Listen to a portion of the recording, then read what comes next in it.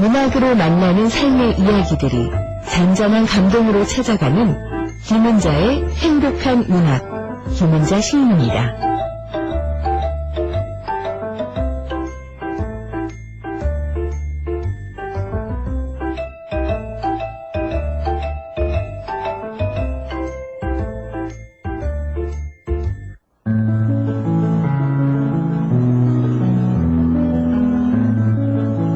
김은자의 행복한 문학.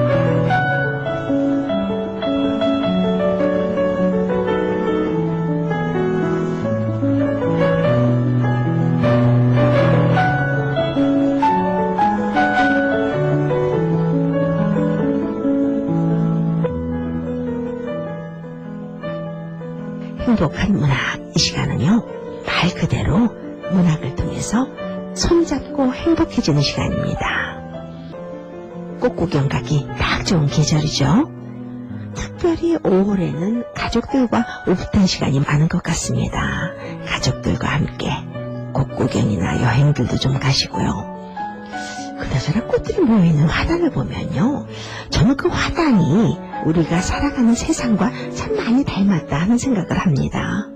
각양각색, 이 모양 저 모양, 하나가 지면 또 하나가 소리 없이 피고, 슬픔도 기쁨도 피어남도 죽음까지 자연스러운 모습으로 한데 잘 어우러져서 하나의 큰 그림을 그려주는 것이 화단입니다.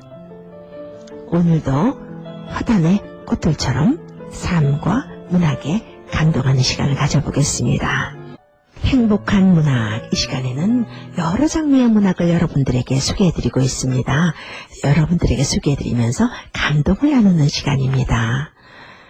우리의 삶에 의문을 던져주는 글들 참 많죠. 어떨 때는 시로, 어떨 때는 수필로, 어떨 때는 또 소설로 삶을 다시 한번 되돌아보게 해주는 글들, 참 좋은 글들 많이 있습니다. 삶의 한복판에 있는 것이 가장 문학적인 작품이다 라고 해도 과언이 아닐 만큼 문학은 우리의 삶과 밀접한 관계가 있습니다. 오늘 소개해드릴 작품은요, 감동 깊게 읽은 작품인데요, 동서문학상 수상작이기도 합니다. 정말 감동 수필이에요. 이경화 수필가의 두 개의 문이라는 제목의 수필입니다.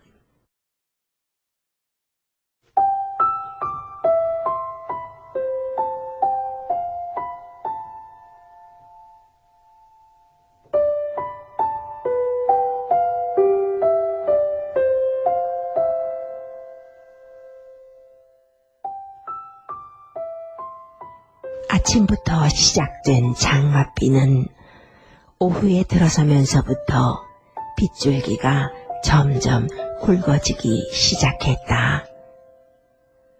장마가 시작된 지는 한참이나 지났지만 그동안 비다운 비가 내리지 않았다. 그런데 오늘은 비다운 비가 내리고 있다. 아침부터 나는 병실을 지키며 창밖을 주시하며 하염없이 내리는 빗줄기들을 바라보았다. 점점 어스름이 깔리기 시작하더니 검은 어둠이 온 대지를 감싸 안았다. 어둠이 온 대지를 감싸듯 내 온몸과 영혼도 감싸는 듯 하다. 마음속에 시작된 고통은 온몸으로 퍼져 육신의 고통으로 다가오는 듯 하다. 오랫동안 창밖으로 향해 있던 시선을 돌려 병실 침대에 삭정이와 같은 모습으로 누워있는 아버지에게로 향한다. 병실 침대에 누워 잠들어 있는 아버지에게로 시선을 옮기자 나도 모르게 눈시울이 붉어진다. 빗줄기가 창문을 타고 흘러내리듯 눈물이 내 양보를 타고 흘러내린다. 흘러내리는 눈물을 닦지 않고 그대로 둔 채 아버지에게로 다가간다. 그리고 아버지의 손을 살며시 붙잡는다. 아버지의 손을 붙잡고 있으니 수년 전에 세상을 떠난 어머니의 모습이 눈앞에 아른거린다. 세상을 떠난 어머니도 어쩜 아버지를 많이 기다리고 있을 것이다. 아버지는 인생의 마지막 문을 기다리고 있다. 이미 인생의 마지막 문이 열려 아버지가 들어오기만을 기다리고 있는지 모르지만 아버진 나와의 마지막 약속을 지키기 위해 인생의 마지막 문에 들어서지 않고 악지스럽게 버티고 있는지도 모른다. 악지스럽게 고통을 참아내며 어렵사리 삶을 이어가고 있는 아버지의 모습이 처절하다. 차라리 마음 편히 보내드리고 싶지만 아버지가 그토록 간절하게 바라보며 기대하고 있는 것이 있기에 선뜻 보내드리지 못하고 있다. 나 또한 간절하게 바라보며 기대하고 있는 것이 있기에 아버지를 보내드리지 못하고 있다. 아버지가 기다리고 있는 인생의 마지막 문은 바로 죽음의 문이다. 1년 전 아버진 폐암 말기 판정을 받고 시한부 인생을 살아오고 있다. 지독스런 가난 속에서도 오로지 근면 성실함으로 작은 부를 성취하였던 아버지의 인생은 아들인 내게도 큰 귀감이 되고 있다. 그러나 수십 년 동안 고통 속에서 허우적거리던 아버지에게 작은 위로를 안겨주었던 담배는 돌이킬 수 없는 고통이 되어 돌아왔고 결국 아버지의 목숨까지도 아사가 버리고 말았다. 아버진 죽음을 묵묵히 받아들였다. 너무나도 태연하게 죽음을 받아들이는 아버지의 모습이 면구스럽게 느껴지기도 했다. 어차피 한 번은 겪어야만 하는 인생의 한 부분이기에 아버지가 편안하게 죽음을 맞이할 수 있도록 해드리는 것 또한 자식으로서의 도리라 생각되지만 아버지에게 아들로서 마지막 선물을 해드리고자 아버지의 죽음을 허용하지 않고 있다. 아버지, 오래오래 사시면서 손자, 손녀 품에 안아보셔야 됩니다. 기실 나는 할아버지와 할머니의 얼굴을 단 한 번도 보지 못했다. 그 흔한 사진 한 장 남겨지지 않아 할아버지와 할머니의 얼굴을 알 수가 없다. 아버진 소시적에 부모를 모두 잃고 외롭게 고통스러운 삶을 살아왔다.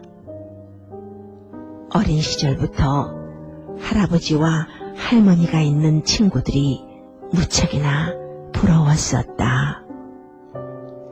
그러기에 늘 먼 훗날 태어날 내 아이들만큼은 할아버지와 할머니의 품에 안길 수 있도록 해주고 싶었다.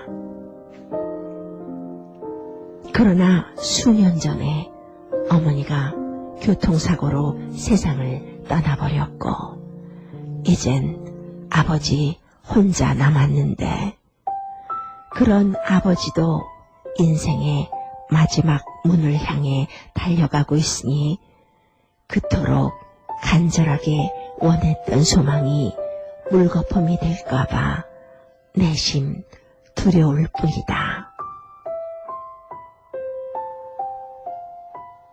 한동안 아버지를 향해 있던 시선을 다시 창밖으로 옮긴다. 여전히 비는 추적추적 내리고 있다. 두 눈을 감고 아버지가 조금만 더 삶의 끈을 붙잡고 있기를 간절히 빌어본다. 인생의 마지막 문이 조금만 더 있다가 열리기를 간절히 바라고 있다. 하루하루 시간이 너무도 더디 흘러가는 것만 같았다. 머지않아 다가올 새로운 만남을 기다리는 것은 그 어떤 행복보다도 값진 것이었다. 그러나 나는 새로운 만남이 하루속히 다가오기를 기다렸다. 이미 죽음의 늪에 빠져버린 아버지가 너무도 안타까워 새로운 만남이 하루속히 다가오기를 간절히 원했다. 아내와 결혼한 지 6년의 세월이 흘렀지만 그토록 바라던 아이가 생기지 않아 고통스러웠다. 아이를 갖기 위해 온갖 방법을 동원해 보았지만 하늘은 우리에게 아이를 주시지 않았다. 그런데 그토록 바라던 아이를 얻게 되었다. 아내가 병원을 찾아 회임 사실을 알게 되던 바로 전날, 안타깝게도 아버지가 폐암 말기 판정을 받게 되었다.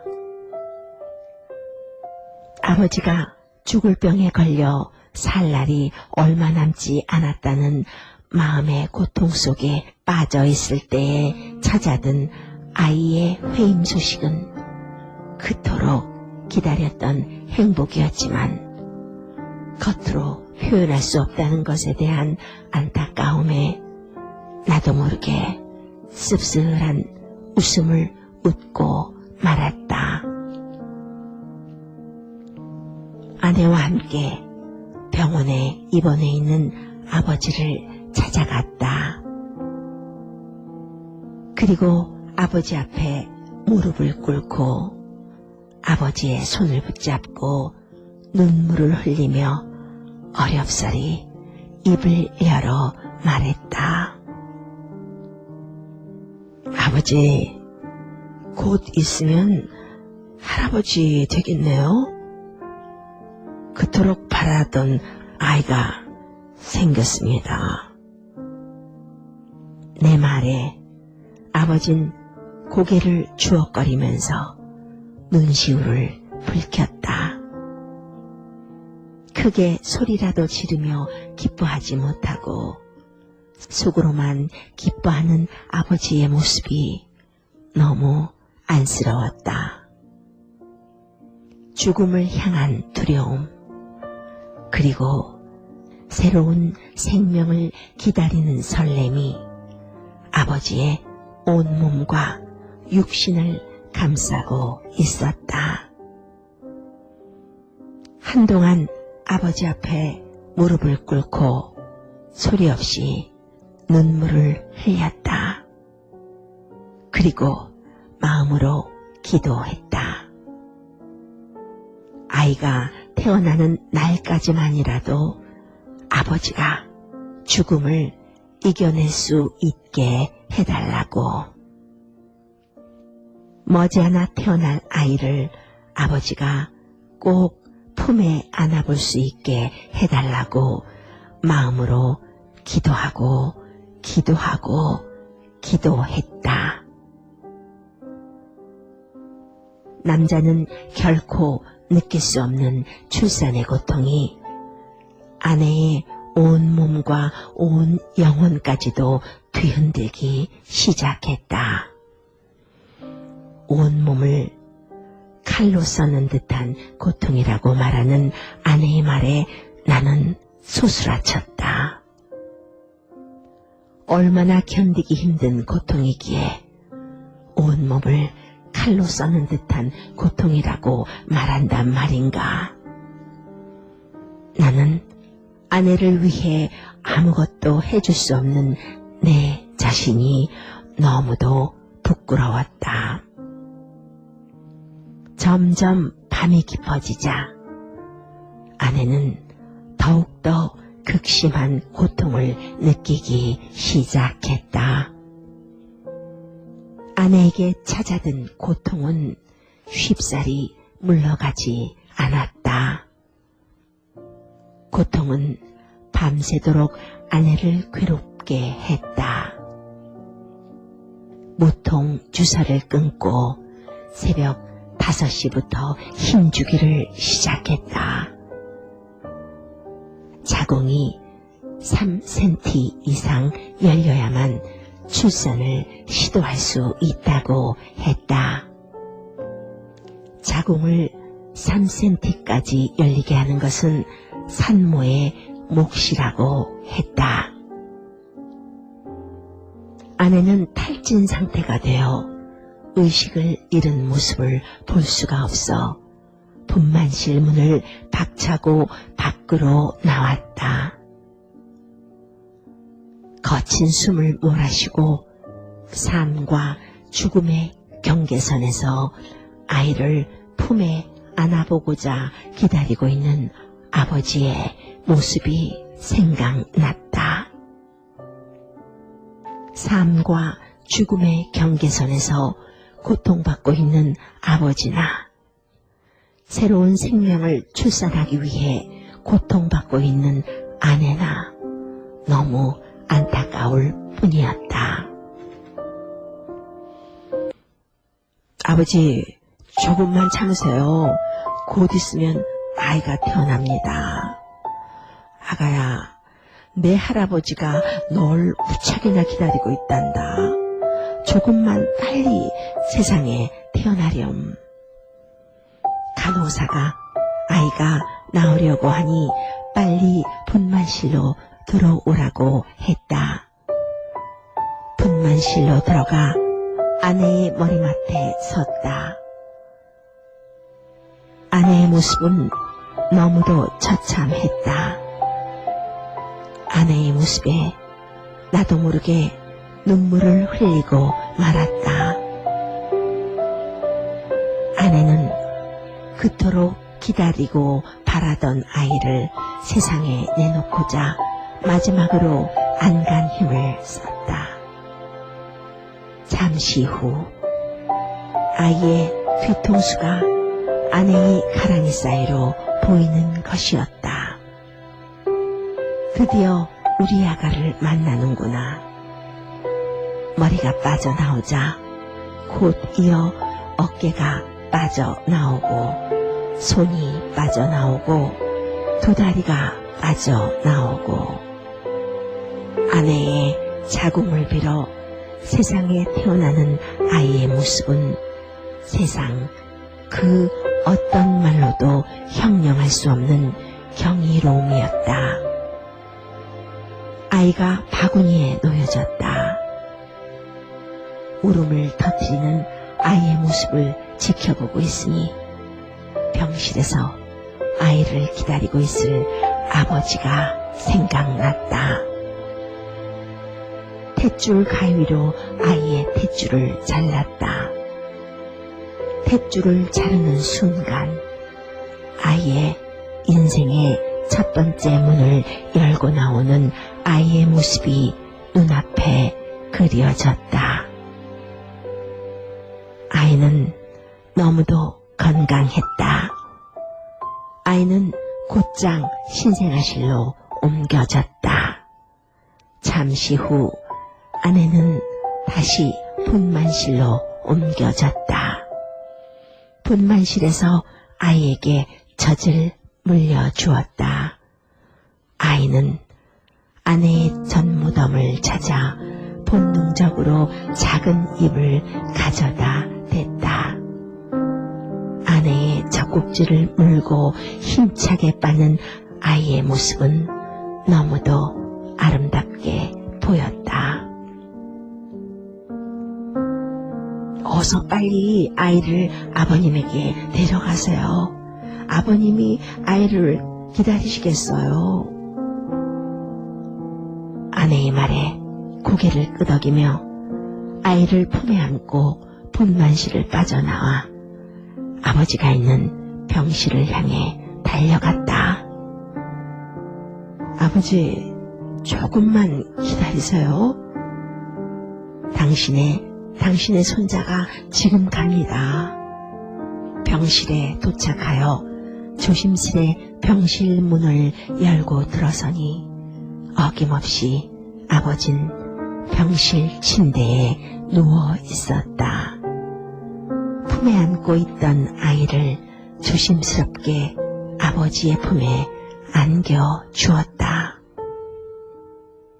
아버진 아이를 품에 안고 한동안 아이를 내려다보며 눈물을 흘렸다. 아이는 벙싯거리며 아버지를 향해 해맑은 미소를 건네고 있었다. 그리고 잠시 후 한동안 아이를 내려다보던 아버지 잠을 자듯 두 눈을 지그시 감고 숨을 거두었다. 나는 아이를 품에 안고 인생의 마지막 문을 향해 걸어 들어가는 아버지를 바라보며 오랫동안 눈물을 흘렸다. 아이가 열고 나온 인생의 첫 번째 문과 아버지가 열고 들어가는 인생의 마지막 문이 서로 만나는 순간이었다. 세상엔 무수히 많은 문이 존재한다. 눈에 보이는 유형적인 문도 존재하지만 눈에 보이지 않는 무형적인 문도 존재하기 마련이다. 하루에도 수없이 많은 공간을 들락날락하기 위해 수없이 많은 문을 열고 닫지만 정작 눈에 보이지 않는 문이 존재한다는 것을 우리는 제대로 인식하지 못하고 있는 듯 하다. 처음이 있으면 마지막이 있듯 우리네 인생에도 시작이 있었으면 분명히 인생의 마지막이 있음을 우리는 인식을 해야 할 것이다. 아버진 삶과 죽음 사이에서 인생의 마지막 문을 열고 세상을 떠나셨고 그토록 기다렸던 아이는 삶과 죽음 사이에서 인생의 첫 번째 문을 열고 세상에 태어났다. 아버지의 죽음을 통해서 본 인생의 마지막 문과 아이의 출생을 통해 본 인생의 첫 번째 문은 결코 뗄래야 뗄 수 없는 깊은 상관관계를 지니고 있음을 깨닫게 된다.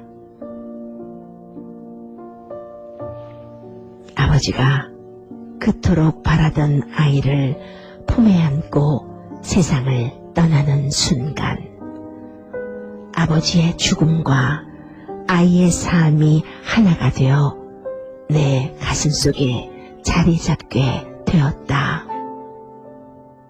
아버지가 그랬듯 나 역시 언젠간 인생의 마지막 문을 열고 세상을 떠나야 할 때가 분명 다가올 것이다.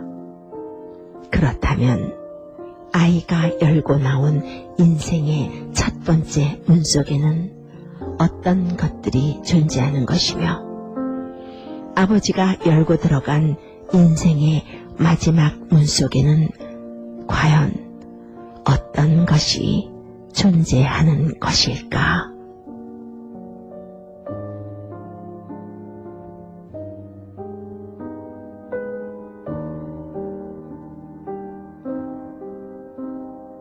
생명의 문과 죽음의 문, 생명의 순환이라고 할까요? 한 꽃이 지면 또 한 꽃이 피듯이 한 세대와 한 세대가 교차하는 모습, 슬픔이 교차하는 글이기도 합니다. 이 글은 수기 같은 수필인데요. 경험에서 나오는 것보다 힘있는 글이 없습니다. 감동이 엄청 크죠. 죽음을 앞둔 아버지에게 안겨드리는 새 생명, 또 죽음을 앞두고 안아보는 갓 태어난 핏줄, 거부할 수 없는 인생의 안타까운 순리가 더 마음을 아프게 하네요. 인생의 마지막 문과 인생의 첫 문, 아버지의 죽음과 아이의 탄생을 통해서 보는 생명의 원리와 통찰, 그런 것들이 잘 버무려 있는 글인 것 같습니다. 그 관계를 문으로 표현한 것이 참 여러 가지 생각을 하게 하는 것 같아요. 생각해보면 그렇습니다. 삶과 죽음이 문 하나를 사이에 두고 있는 것 같기도 해요. 이 글은 특별한 설명이 필요 없는 수필입니다. 사실은 따로 설명이 필요 없는 작품이 좋은 작품입니다. 주위에서 그런 분들 많이 뵀죠. 부모님이 돌아가시기 전에 시한부 생명을 앞둔 부모님께 결혼해서 가정을 일구는 모습을 보여드리고 싶어서 결혼하시는 분들도 있습니다. 이 글을 쓴 이경화 작가는요, 프로필이 나와 있지 않습니다. 활발하게 활동하시는 분은 아닌 것 같습니다만 진한 글을 쓰는 작가네요. 여러분들과 문학을 통해서 진한 삶을 나누는 동안에 또 시간이 다 되었네요. 다음 주를 기약하면서 행복한 문학, 여기서 인사드리겠습니다. 김은자였습니다.